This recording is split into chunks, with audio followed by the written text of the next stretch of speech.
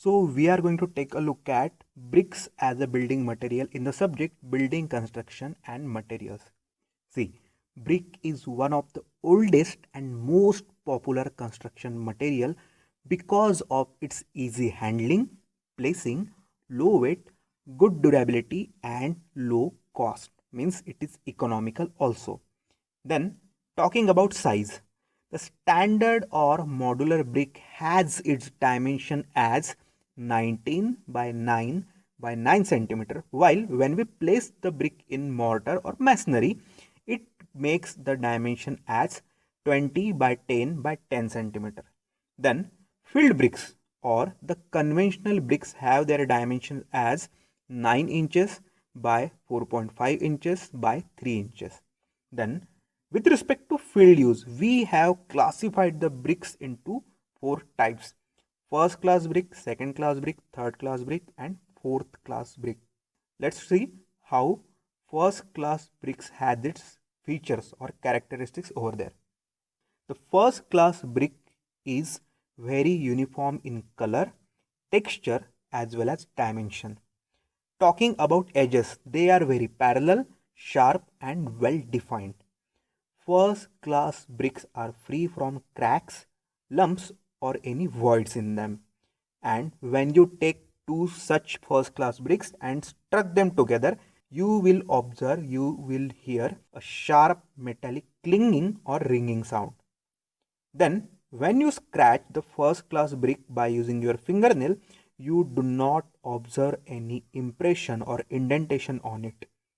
Up to 20% water absorption of its dry weight is allowed when the first class brick is immersed in water for 24 hours straight.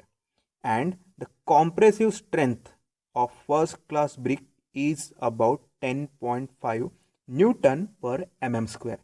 This first class brick is used for exposed facework, flooring, and reinforced brickwork. These bricks are table molded and they are burnt in kilns. Now, let's take a look at second class bricks and its features or characteristics. See, the second class bricks are slightly lower in quality than the first class bricks. When we talk about dimensions and texture, the texture is kind of rough and the dimensions are slightly uneven. The water absorption in case of second class brick is permitted up to 22%, 2% more than first class brick. And talking about compressive strength, it is about 7 Newton per mm square.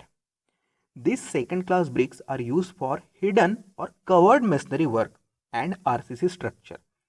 The second class bricks are ground molded and they are burnt in kilns. Now let's see third class bricks. The third class bricks have their surface very rough and distorted uneven edges.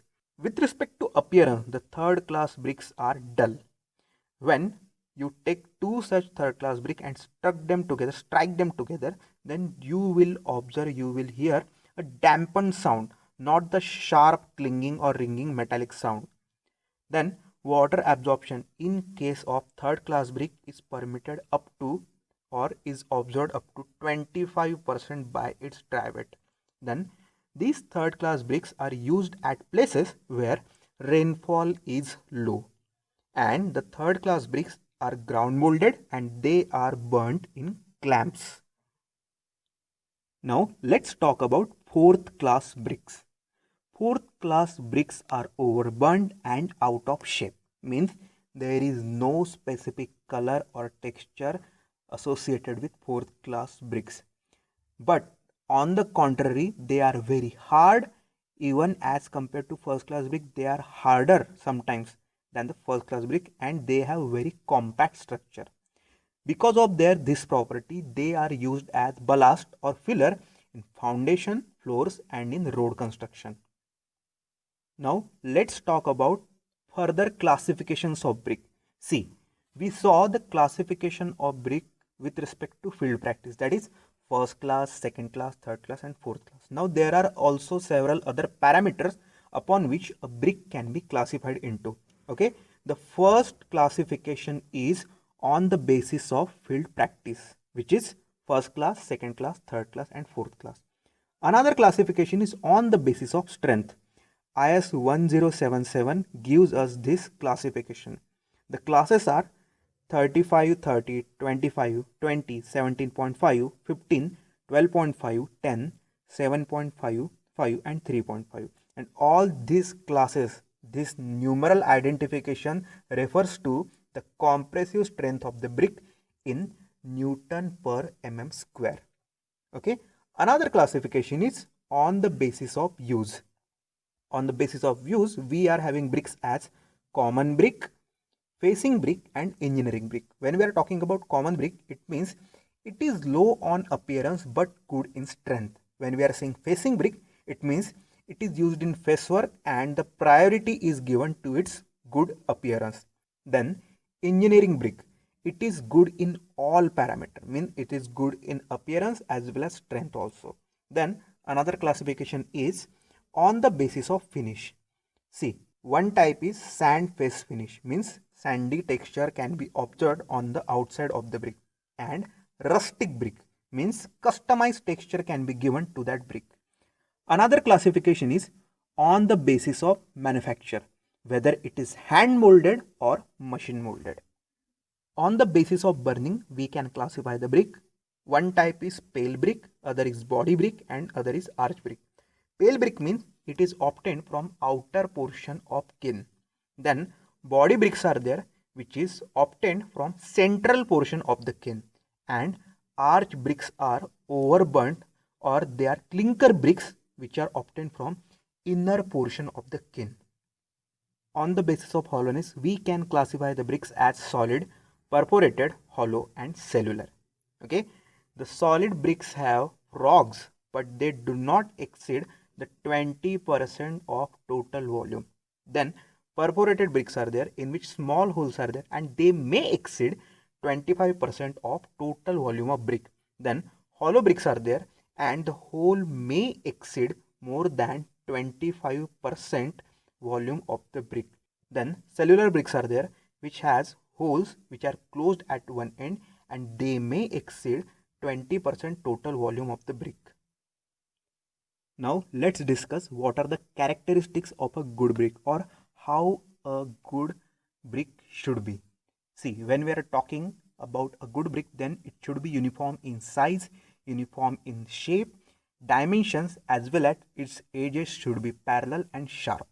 Then regarding coloration, it should have deep red or cherry color throughout its cross section. Then the texture should be compact and uniform. It should not be too smooth because it will cause slipping of the mortar from the surface, and it should not be too rough. Then there should not be any marking visible when we scratch the brick by using fingernail. And when we strike two bricks together, we should obtain a sharp metallic clinging or ringing sound. Then the brick should be free from stones, organic matter, or any other foreign material in it. Crushing strength should not be less than 10 Newton per mm square, and water absorption by dry wet should not exceed 20% when we are talking about a first class brick or generally a good brick. So that was all regarding introductory part of brick and its classification and characteristics. In the next podcast, we are going to take a look at constituents of a brick and material and their quality required to make a good brick. Till then, take care. Bye bye.